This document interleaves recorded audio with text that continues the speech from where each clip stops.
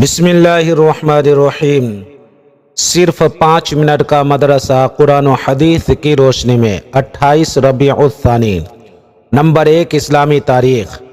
مدینہ میں حضور صلی اللہ علیہ وسلم کا انتظار۔ جب مدینہ طیبہ کے لوگوں کو یہ معلوم ہوا کہ رسول اللہ صلی اللہ علیہ وسلم مکہ سے ہجرت کر کے مدینہ تشریف لا رہے ہیں تو ان کی خوشی کی انتہا نہ رہی۔ بچے بچیاں اپنے کوٹھوں اور چھتوں پر بیٹھ کر حضور صلی اللہ علیہ وسلم کے آنے کی خوشی میں ترانے گاتی تھیں۔ روزانہ جوان بڑے بوڑھے شہر سے باہر نکل کر دوپہر تک آپ صلی اللہ علیہ وسلم کی تشریف آوری کا انتظار کرتے تھے۔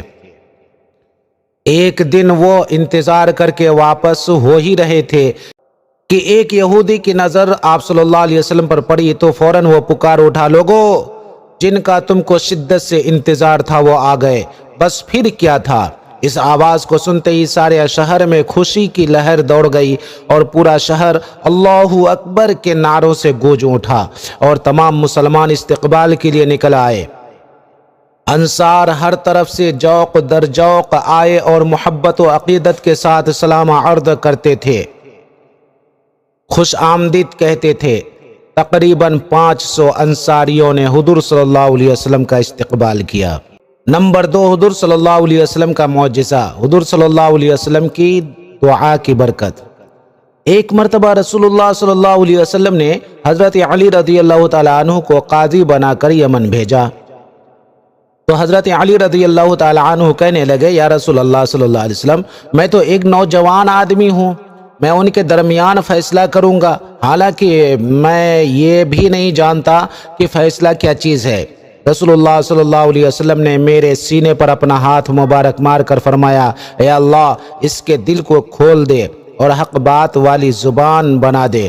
چنانچہ حضرت علی رضی اللہ تعالیٰ عنہ فرماتے ہیں کہ اللہ کی قسم اس کے بعد مجھے کبھی بھی 2 آدمیوں کے درمیان فیصلہ کرنے میں شک اور تردد نہیں ہوا۔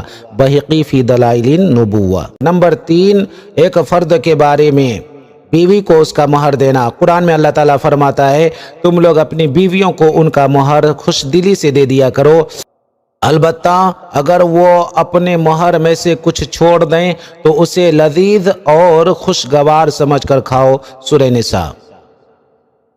نمبر 4، ایک سنت کے بارے میں اللہ سے رحم طلب کرنے کی دعا۔ اللہ تعالیٰ سے رحم و مغفرت اس طرح مانگے، رب اغفر وارحم وانت خیر الراحمین، رب اغفر وارحم وانت خیر الراحمین۔ اے پروردگار میری مغفرت فرمائیے اور مجھ پر رحم فرمائیے کیونکہ آپ سب سے زیادہ رحم کرنے والے ہیں۔ سورہ مومنون۔ نمبر 5، ایک اہم عمل کی فضیلت، نماز کے لیے مسجد جانا۔ رسول اللہ صلی اللہ علیہ وسلم نے فرمایا، بندہ جب بھی صبح و شام مسجد جاتا ہے تو اللہ تعالیٰ ہر مرتبہ مسجد جانے پر اس کی مہمانی کا انتظام فرما دیتا ہے۔ بخاری شریف۔ نمبر 6، ایک گناہ کے بارے میں، اسلام کی دعوت کو ٹھکرانا ایک بڑا ظلم۔ قرآن میں اللہ تعالیٰ فرماتا ہے، اس شخص سے بڑا ظالم کون ہوگا جو اللہ پر جھوٹ باندھے جبکہ اسے اسلام کی دعوت دی جا رہی ہو، اور اللہ ایسے ظالموں کو ہدایت نہیں دیا کرتا۔ سورہ صاف۔ نمبر 7، دنیا کے بارے میں، انسان کی خصلت و مزاج۔ قرآن میں اللہ تعالیٰ فرماتا ہے، انسان کو جب اس کا پروردگار آزماتا ہے اور اس کو عزت و نعمت دیتا ہے تو کہتا ہے کہ میرے رب نے مجھ کو عزت دی، اور جب روزی تنگ کر کے اس کو آزماتا ہے تو کہتا ہے کہ میرے رب نے مجھے ذلیل کر دیا۔ سورہ فجر۔ خلاصہ، انسان دنیا کی ظاہری آرام و آرائش کو دیکھ کر اسے عزت سمجھتا ہے، اسی طرح دنیا کی ظاہری مصیبت و پریشانی کو دیکھ کر ذلت و رسوائی سمجھتا ہے۔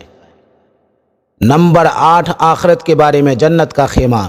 رسول اللہ صلی اللہ علیہ وسلم نے فرمایا، جنت میں موتی کا خولدار خیمہ ہوگا جس کی چوڑائی 60 میل ہوگی، اس کے ہر کونے میں جنتیوں کی بیویاں ہوں گی جو ایک دوسری کو نہیں دیکھ پائیں گے اور ان کے پاس ان کے شوہر آتے جاتے رہیں گے۔ بخاری شریف۔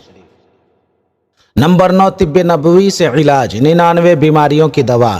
रसूलुल्लाह सल्लल्लाहु अलैहि वसल्लम ने फरमाया, जो शख्स ला हौला वला कुव्वत इल्ला बिल्लाह पढ़ेगा तो ये 99 मर्द की दवा है जिसमें सबसे छोटी बीमारी रंज व गम है। मुस्तदरक के हाकिम। नंबर 10, नबी पाक सल्लल्लाहु अलैहि वसल्लम की नसीहत। रसूलुल्लाह सल्लल्लाहु अलैहि वसल्लम ने फरमाया, जिसको ये अंदेशा हो कि वह आखिरी रात में नहीं उठ सकेगा तो उसको रात के शुरू ही में वित्र पढ़ लेना चाहिए, और जिसको आखिरी रात में उठने की पूरी उम्मीद हो तो उसे आखिरी रात में वित्र पढ़ना चाहिए। मुस्लिम शरीफ।